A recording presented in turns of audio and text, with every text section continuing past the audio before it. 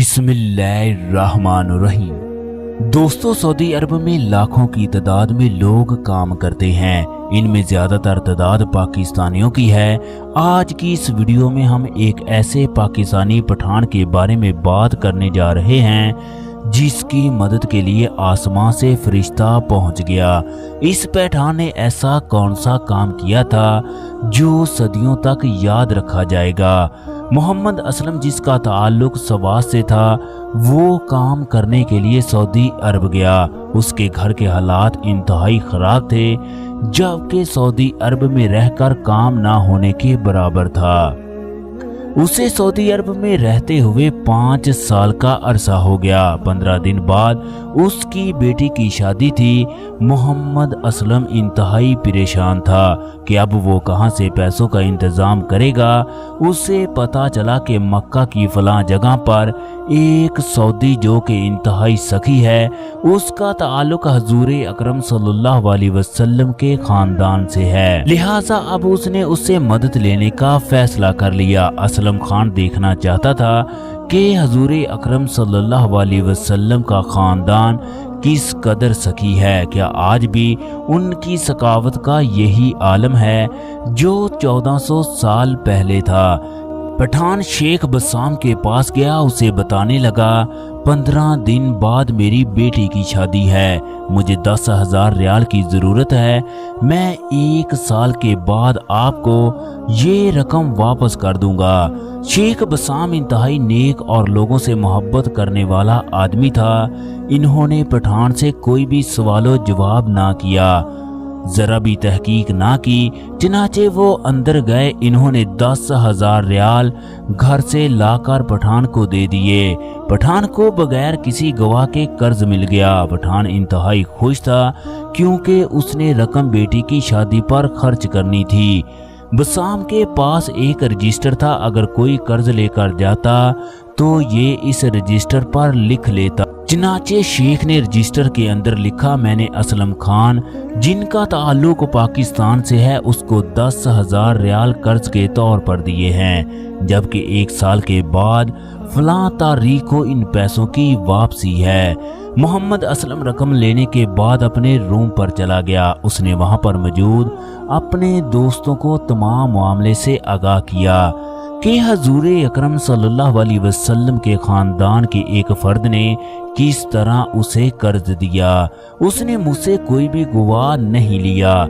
इसके बाद उसने अपनी बेटी के लिए शॉपिंग की और बाकी रकम घर भेज दी।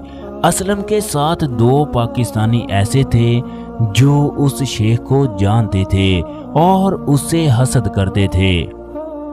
वो हैरानो परेशान थे कि उस सऊदी शेख ने किस तरह बगैर किसी गवाह के उसे 10,000 रियाल दे दिए। दोस्तों, हसद करने वाला दूसरों को तबाह बर्बाद देखना चाहता है। यही वजह है हजूर अकरम सल्लल्लाहु अलैहि वसल्लम ने फरमाया, हसद नेकियों को दीमक की तरह चाट जाता है। आप सल्लल्लाहु अलैहि वसल्लम ने फरमाया, एक दूसरे से बुग़्ज़ ना रखो और ना हसद करो और ना गीबत करो। आप सल्लल्लाहु अलैहि वसल्लम ने फरमाया, हसद और बुग़्ज़ ने बहुत सी उम्मतों के दीन और ईमान को तबाह बर्बाद कर दिया। चनाचे वो दोनों अफराद शेख के पास आकर कहने लगे, शेख, कल आपके पास एक पाकिस्तानी आदमी आया जिसका नाम मोहम्मद असलम खान था। क्या आप उसको जानते हैं? शेख साहब कहने लगे, मैं तो उसे नहीं जानता था। फिर ये दोनों आदमी शेख से कहने लगे, फिर आपने उस आदमी को ऐसे ही कर्ज क्यों दे दिया? हमने सुना है आपने 1 साल के बाद उससे रकम वापस लेनी है। इसी दौरान अगर वो पाकिस्तान भाग गया तो आपकी रकम का क्या बनेगा? जबकि दूसरा शेख साहब को कहने लगा, आपके पैसे आपको जन्नत में ही मिल सकते हैं, दुनिया में आपके नसीबे नहीं होंगे, क्योंकि अभी तक वो आदमी बेरोजगार है, उसके पास कोई भी काम नहीं है। शेख साहब ने दोनों पाकिस्तानियों को डांट दिया। चनाचे ये दोनों वहां से वापस आ गए, मगर शेख साहब इनकी जुबान से निकले हुए अल्फाज के बारे में सोचने लगे कि आपके पैसे जन्नत में ही मिलेंगे। चनाचे वो दिल ही दिल में इस जुमले को बार बार दोहरा रहे थे कि आपके पैसे जन्नत में ही आपको मिलेंगे। शेख साहब सारी रात उन दोनों के अल्फाज के बारे में सोचते रहे। चनाचे इन्होंने सुबह उस रजिस्टर को निकाला जिस पर पाकिस्तानी पठान ने कर्ज लिया था। उसके आगे रियाल मिना उल जन्ना लिख दिया कि इस रकम के बदले मुझे जन्नत मिलेगी। वक्त अपनी रफ्तार से गुजरता रहा मगर असलम खान की हालत ना बदली बल्कि उसके हालात मजीद खराब होते गए। वो दिन रात कर्ज के बारे में सोचता रहता कि इतनी बड़ी रकम वो कहां से अदा करेगा। इसी तरह करते करते 5 महीने गुजर गए। एक दिन वो अपने किसी दोस्त के साथ जद्दा के साहल पर गया। लोग सहरो तफरी से लुत्फ अंदोज हो रहे थे मगर वो परेशानी के आलम में साहल के किनारे बैठ गया। इतने में उसे साहल की रेत में एक तेज रोशनी दिखाई दी। चनाचे किनारे से उठकर उस रोशनी की तरफ बढ़ा। जब उसने रेत के जरों में हाथ डाला तो उसे घड़ी मिली। उसने सोचा ये आम सी घड़ी है मगर उसके दिल में ये भी शक था हो सकता है ये घड़ी कोई खास घड़ी हो। चनाचे जब वो जद्दा से मक्का वापस आया तो उसे एक मार्केट मिली।